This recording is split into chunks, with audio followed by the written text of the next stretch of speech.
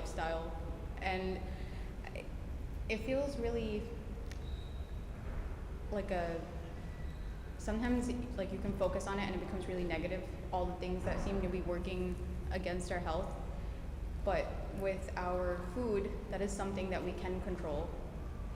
So that's why we're here, to learn how to potentially control that. Alright, so this is why we're here today. We're going to talk about why health and nutrition is important, what is prophetic nutrition, and how do you apply prophetic nutrition. And then we'll have a Q&A at the end. So, Ibn Abbas reported that Muhammad said, "Take advantage of 5 before 5, your youth before your old age, your health before your illness, your wealth before your poverty, your free time before your work, and your life before your death." So, in today's topic, I would say that all 5 of these things kind of come under health and nutrition. And the demographic for the Sufa group is perfect for this topic because we, inshallah, have quite a bit of life left. And, we can make the best use of it by being at our healthiest. So, out of the many reasons that health and nutrition is important, I've chosen these 3 to talk about. And you might be confused by fertility, but I'll explain inshallah. So we'll start off with physical health. The reason we need health and nutrition for physical health is a pretty obvious reason. It is for strength, both physically and mentally. It is to reduce the risk of disease like heart disease, diabetes, autoimmune conditions, cancer, and basically any chronic conditions. Weight management and aging. And at this point in our lives, we might be, not thinking about aging so much, but I work at a long-term care center, and aging is not that far away. We think we have a long time, but we don't. And basically, if we, don't take care of ourselves now, then we're in for a longer, and I would say harder road at the end. So we might as well take the steps now. Next is spiritual health.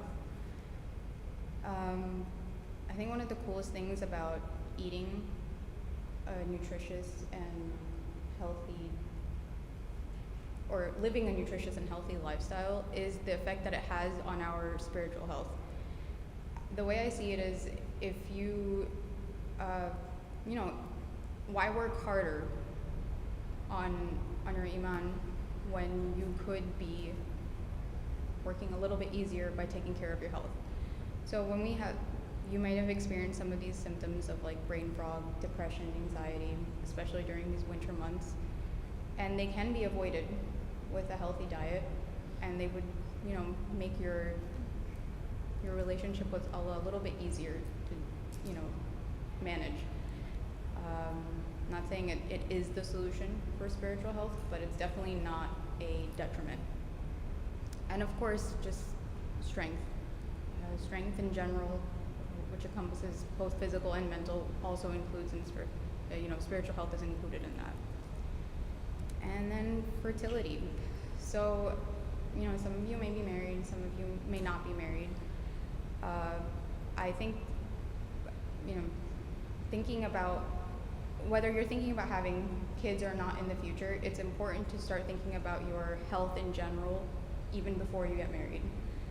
Because the way, how many of you guys heard of epigenetics? So epigenetics is essentially, how your genes are affected by the environment, how much stress you're in, what kind of food you're eating, and all of that. And those genes are being transferred on to your future kids, if you plan on having them. And a lot of people, like I've noticed with my friends and other people of our age, they'll start, trying to get healthy after they get married. And it just, not that it wastes time, because Allah's the one to give kids when the time is right. But we do spend a lot of time on that when we could be starting earlier, basically. So genetic wealth, that's what I mean by epigenetics. We want our kids to have the healthiest genes. We want ourselves to have the healthiest genes. So if we're working on ourselves now, we can provide for the future in a better way. And that kind of leads to, the same thing with healthier pregnancies and healthier babies. So it's all connected. Next, so inflammation. What do you guys think of when you hear inflammation? I'll take it. Bloating. Say that again? Mm-hmm. Nope. What word do you see like in the middle of the word? Flame. So that's kind of what I want you to think about when you think of the word inflammation. It is a necessary part of our body. So let's say you get a cut, then it does get inflamed, right? It gets hot, and things are happening, and those things are necessary. But then there is a different type of inflammation, like chronic inflammation, which is not so good. But it's the same response. So, when you get an infection or when you get sick, then your body starts attacking that virus, inflammation. That's necessary. But then what happens when your body decides to continuously believe that you're under attack? Then you get chronic inflammation, which leads to many different types of diseases. And that it's not the root cause for everything, but it feels like it's the root cause for a lot of things these days. So what does that look like? Like, what are the symptoms? There's fatigue, sleep issues, anxiety and depression, GI issues, stiff joints, skin problems, brain fog, hormonal imbalances, frequent infections, so like you get sick a lot easier and a lot more often, and weight gain or loss. All of these things, it seems like it's everything, right? And it sort of is. But it is good to know that there is, one cause for it. So if we attack that one cause, then, you're kind of healing it from the root. So why don't we make these health changes? It seems pretty obvious, right? Like, it seems really important to be healthy and nutritious, but why don't we do it? So there's 3 reasons usually. Finances, the convenience of just everything else around us, and potentially, lack of support from either your family, friends, or, usually it's family and friends. There's so many different types of support. So for finances, one of the solutions could be that you prioritize the things that are important in your life. And if you think that like health and nutrition is something that's important, then it'll be easier to spend money on. And then when you decide that, then budgeting can get easier as well. And then convenience. We're all most likely working professionals, right? Yes. And it gets hard. It gets hard to have to cook, to clean, to work 5 days a week, all of it. So what's the solution, right? It feels like it's impossible to survive these days somehow. And meal planning is a really amazing tool. And it does require a lot of effort, like, maybe 1 or 2 days out of the week, but it does so much for you. You come back from work hungry one day, you know that there's food in the fridge, there's no need to pick up something on the way home. And that helps a lot, speaking from personal experience. And then third thing, support. So, usually when you want to go down the path of healthy and eating well, there's a lot of people to say a lot of things. That's one way of, not having that kind of support. And then there's, do you have enough manpower and time to do the cooking and the cleaning and, the meal planning and all of that? I left that blank because, everybody's situation is different. So one of the jobs as a dietitian is to help you figure out how to do that. But, I didn't want to put in something that sounds completely, not possible.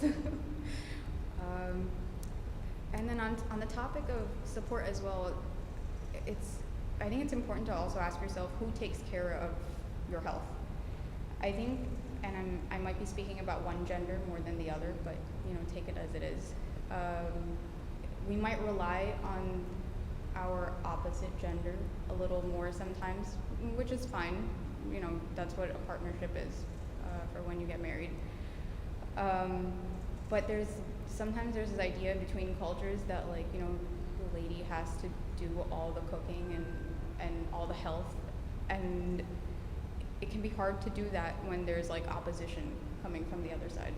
So health is something that is an independent motivation that needs to be prioritized within yourself, before, after, anytime before marriage, anything like that. And, even if we're at home with our parents, it's very easy to rely on them for making meals and things like that.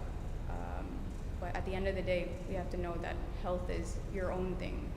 If you have a health problem in the future, you have the support, but you're still going to have to go through it yourself. So what is prophetic nutrition? The basic definition of nutrition is the science or study of food and nourishment, right? So prophetic nutrition is the study of how Muhammad SAW ate food and nourished himself. And there's many ways he's done that. Some of those ways are not possible for us to do, like he fasted sometimes days without eating anything. That's not something that we can do. That's very much specific to him, peace be upon him. But then there's things that we very much can do. So I broke this up into two categories of prophetic nutrition. There's the food, so the actual ingredients, and then eating habits. So for food, there is just eating clean, and we'll go into what eating clean means in a little bit. Food temperaments, which is warming food and cold food, and that kind of correlates with how maybe your temperament is and what the food itself does to your body. And of course, just having variety in your diet. I make a lot of fun of chicken, rice, and broccoli, and it's great, but you need a little bit more than that if you wanna have better health. And then there's the eating habits of being moderate, avoiding food waste and just waste in general, and we'll also talk about intermittent fasting. So here are, just threw a whole bunch of foods at you. We got warming foods and we got cooling foods. You guys can take a minute and maybe tell me what the difference between these two are. If you have, just take a minute and let me know what you see the difference is.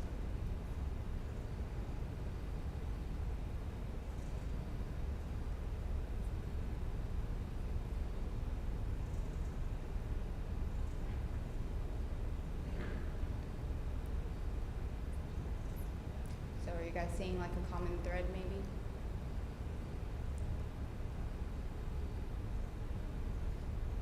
So I'll just go into it. I didn't want to explain the Krebs cycle,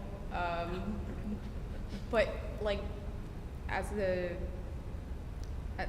mini synopsis of the Krebs cycle basically is when we eat food, it creates energy in our body, and then that energy is heat. We know that from physics and chemistry. So the warming foods basically create energy. They help make energy. So you might be seeing a lot of high sugars, proteins, that's basically it, things like that. And there's turmeric and cinnamon. Those are heat producing herbs. And then the cooling foods are the part of the Krebs cycle that support the energy making. So you need certain nutrients to help make that energy, and that's what cooling foods are. They are energy supporting.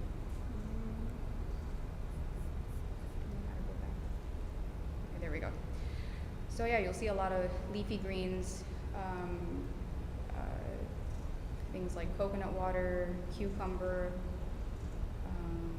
asparagus, berries, all of these have so many minerals and extra nutrients that you need to help make that energy in your body.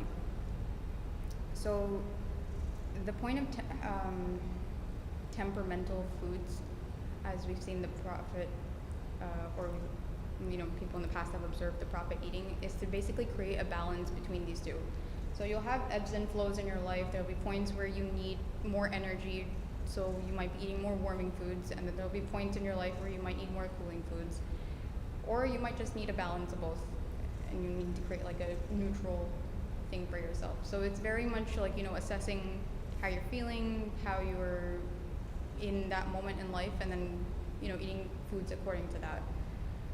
For instance, we're in winter right now. Warming foods are great for that because we're generally cold.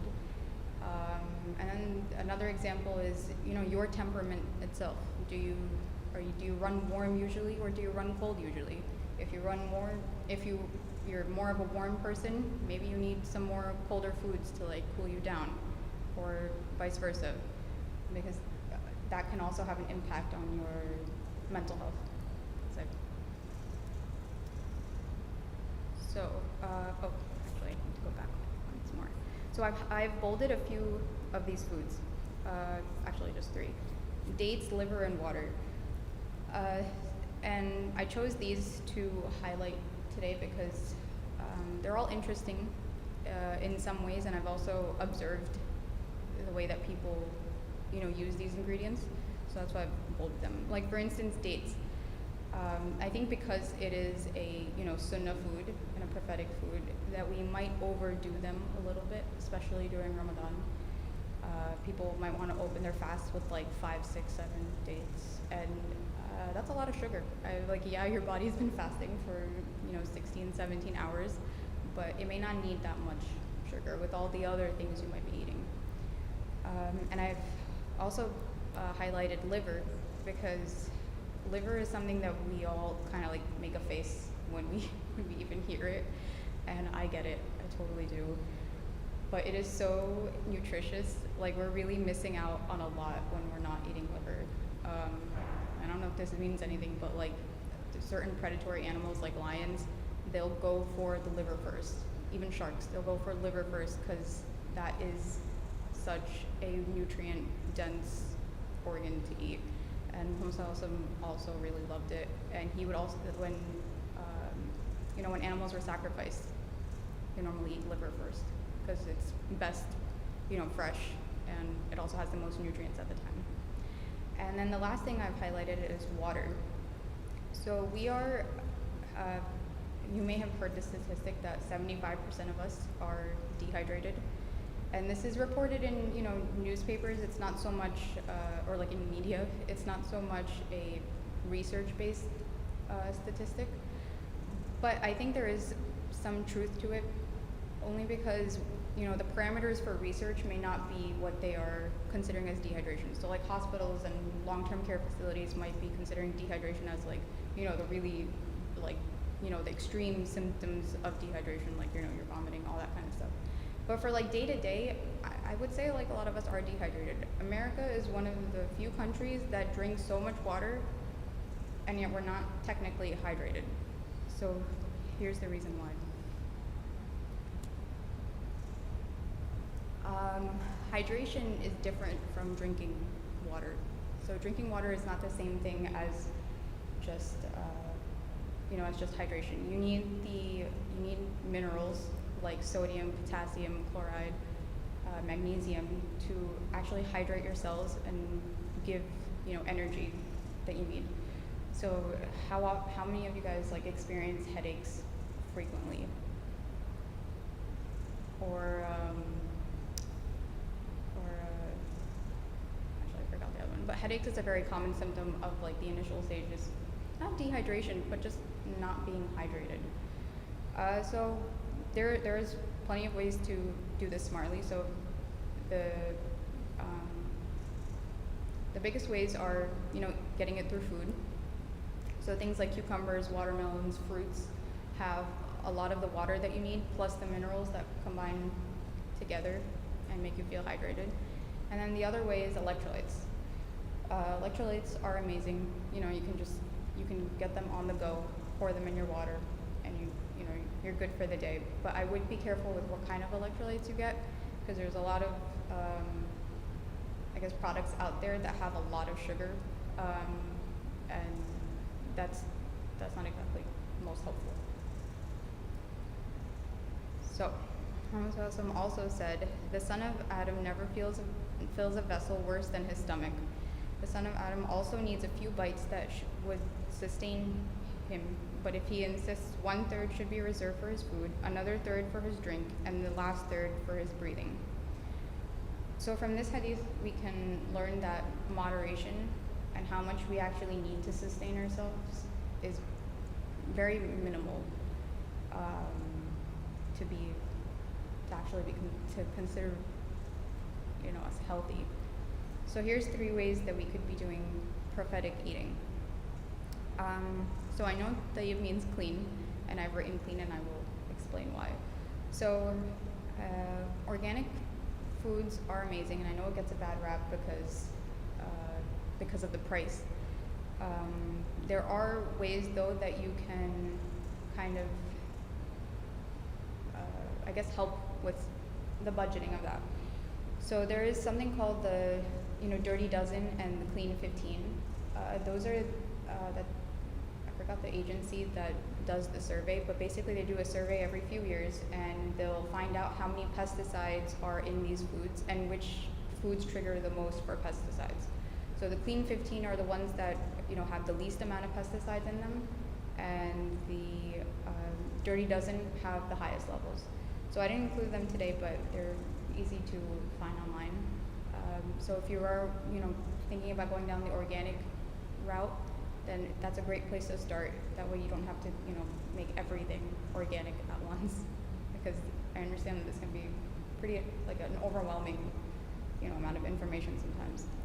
And then I've also written clean because just we need to clean our food, even if it is organic and even if it has low residue of pesticides. There's still stuff on it from transport and all of that, and we don't want to eat that.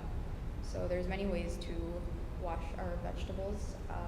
I think one of the common ways we've been taught is with vinegar or baking soda, and that's actually an important distinction. You either want to do vinegar or baking soda, because either highly acidic or highly basic will help clean the pesticides off. But if you add both, then you're basically making water, and you're just cleaning your vegetables with fancy water. And then the last way for our modern day clean eating has nothing actually to do with eating, but how we might be cooking our food. So I've written, toxin-free containers and cooking vessels. This includes things like, Teflon pans and non-stick pans. They are filled with these components that basically don't ever they don't leave our system basically, and they cause a lot of hormonal issues, and we really don't want to be eating in them. And same thing goes for utensils and the things that we hold our food in. Plastic containers contain a pretty high level of BPA, and if it's not BPA, then it's something else that's leaching out when we're warming it up in the microwave and whatnot. The safest things are glass containers. And for cooking, there's a few brands out there, so if you're interested, I'm happy to let you know afterwards. The second thing, or second way to prophetically eat is moderation. So we can calculate, if you want to do the math, how much you should be eating in a day. I don't prefer to do it that way. It's a personal preference, only because I've seen how many people, take it a little too seriously, that number, and then, it'll lead down the other extreme of being a little too healthy, which is unhealthy. So it might be better to know a range of, how many calories, how much protein, how much fat you should be intaking, and, try to hit that, with every meal. The best way, I think, to learn how to moderate is learning your hunger cues. This is something that we're all born with. Our body tells us, although it has given us that thing on how to know when we're hungry. But depending on how we've been raised and how how our childhood is, or even things that happen in our lives when we become adults, we may forget what our hunger cues are. So this could be anything like the feeling in your full of when you are hungry, or it might be a headache for you. For me, I actually don't know when I'm hungry based on stomach. I get like a headache and then I get hangry, and that's an extreme. But yeah, I'm still learning my hunger cues. And then hunger cues also includes the feeling of when you're full. Sometimes, when you're hanging out with friends and things like that, we keep eating and we don't know when to stop basically, but your body has told you a very long time ago that maybe, it's time to stop. So learning those hunger cues takes some time, but it is something that can be done. And then of course there's portion sizing based on, your hunger cues and or the calculations. That's different for everyone. Yep. And then another things that really helps at the end of the day is just having smaller plates, bowls, and cups. That's in America we are very much spoiled, and if you've been to Europe, you know that their coffee cup is like the small is this small, like that's it. I don't know. I hope that helps. Our small is like that big, so you can tell our portion sizing here is just it's way off, and it caters to a lot of waste at the end of the day. So, we're either wasting ourselves by eating too much or we're wasting the food. So, moderation helps with avoiding waste. And then lastly is fasting. So intermittent fasting is, as we know, pretty trendy, but it can get a little confusing, as with all trends. So from the prophetic point of view, there we have like the three white days in the middle of the month. Then we have Mondays and Thursdays, and the something else is what is recommended here sometimes, which is to eat a certain or stay hungry for a certain amount of the day, and then eat in a certain portion of the day. And this goes with any type of fasting. When we fast, we feel like we need to eat more at the end of our fast, so we might be eating a little bit too much, which kind of negates the whole fast. So with any type of intermittent fasting, you can choose what's best for you. Either the sunnah ways of intermittent fasting or the modern ways. But it's just important to remember how we're intaking the nutrients afterwards. And then Ramadan is of course an amazing source of fasting, because it allows our body to regenerate itself in a way, if we're doing it right. And many of us may not be doing it right. And it's the same concept, we feel like we're fasting, or like we think we're fasting, so we need to eat more at the end of the day, which can just be a lot for the system, and you may not be finding the full, physical and nutritional benefits of it. Of course, there's a spiritual side of fasting, which is a completely different, it's not completely different, but it is, it's different, basically. And yeah, so if you guys have any questions, we can do that now. And if you don't feel like asking today, then you can always email me or find me on Instagram. All right. Here's yours. So when it comes to for instance, your mom's cooking, how do you manage to incorporate that while trying to eat? It's hard to say no to that. Yeah. How do you, what adjustments you make to biryani or Right. I would say you don't need to make any adjustments. We, like our traditional foods, we don't need to change those in any way, in my opinion, in the sense of changing the food itself. We don't need to do that. We can change maybe the ingredients. The sourcing of the ingredients can be pretty important, so that might make your food healthier. But the biggest way to, I guess,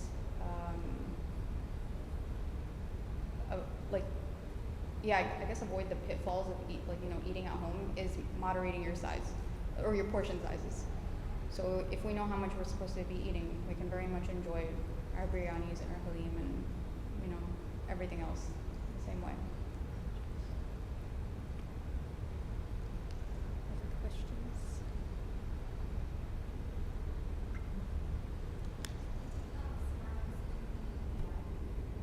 That's a great question.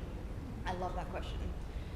I think the easiest answer is to say don't eat out, but that's not practical, nor is it sustainable, especially how we live and where we live.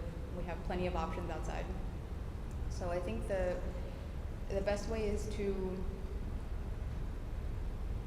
I guess, find definitely moderation. So like portion sizing, not ordering more than you can handle, which can of course be hard when you're ordering hungry because you just want to order stuff.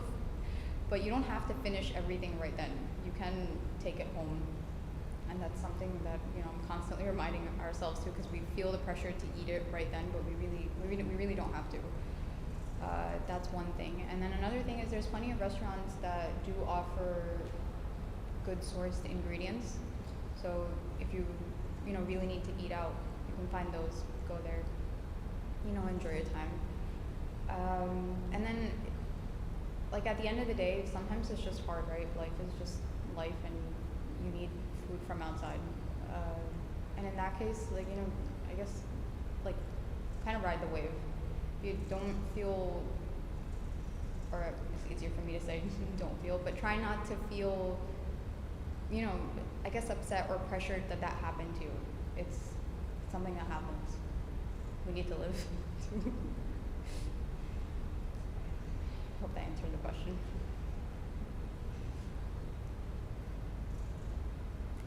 Any others?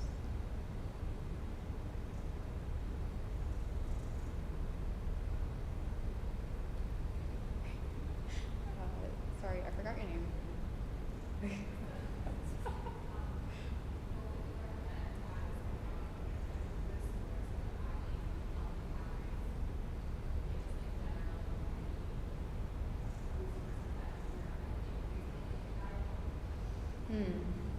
So the question is, how can we increase good sources of calories, right?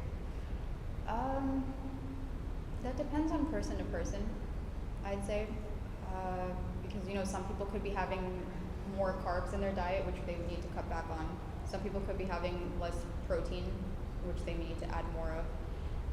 If I'm going just by general statistics, I would say people are eating less protein, and they do need to be eating more. And in fact, the recommendations for protein has changed drastically just in the last couple of years.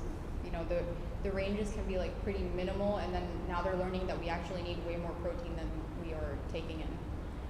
I might be talking specifically on one group of people, but the point is that we do need protein in our diet to basically make stronger muscles, give us strength. That's what I tell my toddler, so it comes easier. Yes.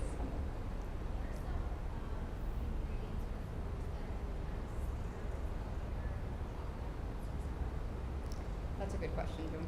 So the question is, what foods or ingredients should we steer away from when we're grocery shopping? Basically, the middle aisles are where we don't want to be. There are of course things that we need from those middle aisles, so we need to go there. But if we're doing general shopping, the outside aisles are the best because they contain the whole foods. So basically, you're going in, and most times you'll see the fruits and vegetables section, and in the back is the meat and dairy, and along the sides could also be dairy. That's all the whole food that is recommended, and that would fall under clean. Everything in the middle is they're part of the convenience lifestyle, and there's a lot of processing, and when food is processed, processing gets a bad rep too, as a trigger word. But processing just means, if we cut an apple up, that's processing the apple. But the fact still remains that even when we cut up the apple, some nutrients are lost. It's the whole apple contains a bunch of nutrients, and then the moment you cut it, air is interacting with the apple, and you can see that with the color. So you might be losing some nutrients that way too. So anything in the middle that's processed, it's just safe to understand that you're losing something out of that food. Yes. Know what the nutritional benefit or harm is, the difference between farm-raised versus wild-caught fish? Yes, it's a huge difference. So the question is, what's the difference between farm raised and wild caught, right? So wild caught is basically, animals that are in the wild, and they were caught in the wild. So so salmon, that's a pretty common wild caught animal. That's they literally fish that from their natural habitat. Whereas farming is, as you would imagine, like with crops, they've taken a pond of water, they put a bunch of fish in it, and they are farmed essentially. So they're not getting the nutrients, like those farm fish are not intaking the nutrients themselves that they would have, gotten in the wild. Have you guys noticed the difference in color between farm raised and wild caught? So farm raised is way more pale. It's essentially like a light orange, and wild caught is like this vibrant, pink orange color. That color means nutrients. So yeah, I would, as best as possible, try, if you're trying to maximize your nutrients, go for wild caught things. Yeah, they can be on the pricier side, but that's where the prioritizing and budgeting comes in.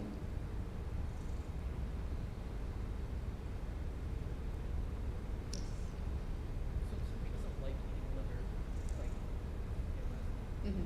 what would you recommend? I know it's like liver pills. I think that's like Yeah. what we recommend. So they can eat raw liver. Right. Or even cook.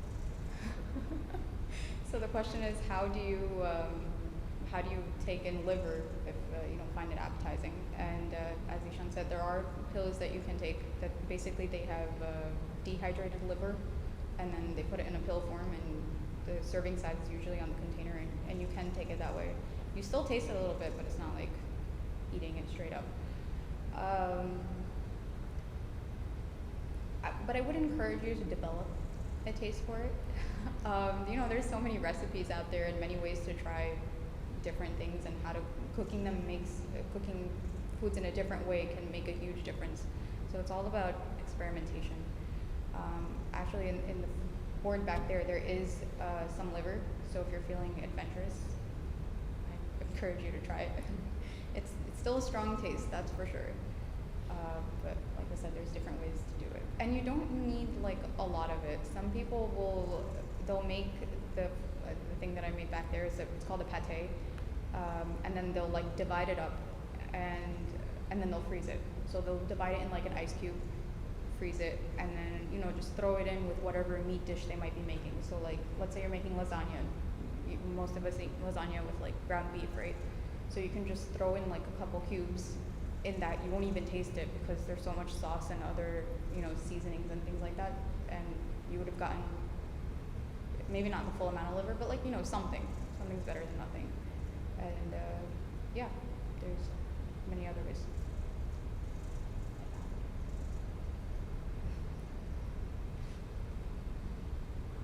Anything else?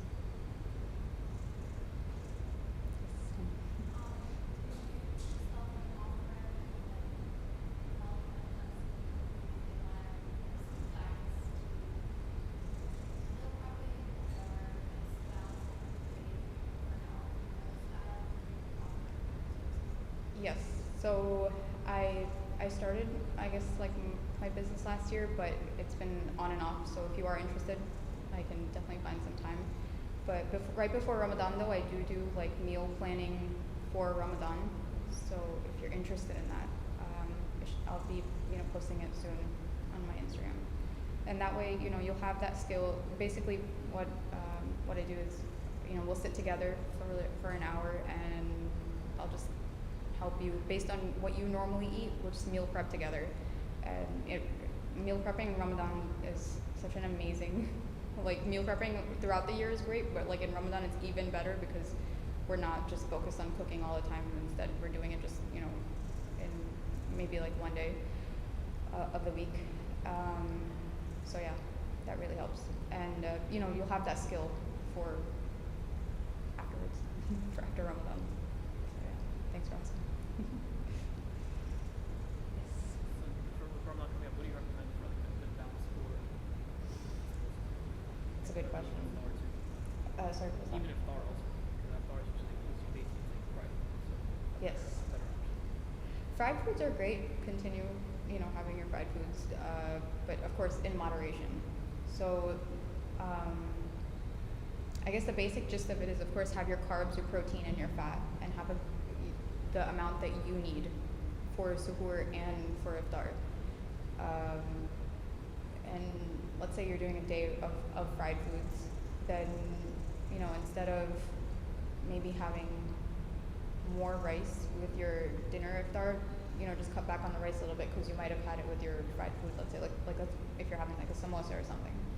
So yeah, it's a lot of like adding and subtracting, and it can get a little overwhelming when you're doing it in your head all the time. But once you get used to it, you're just doing it. So it's one of those things, kind of like riding a bike.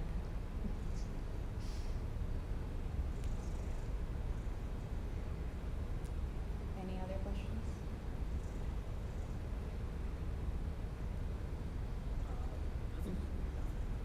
Perfect. All right. Thank you guys for your time.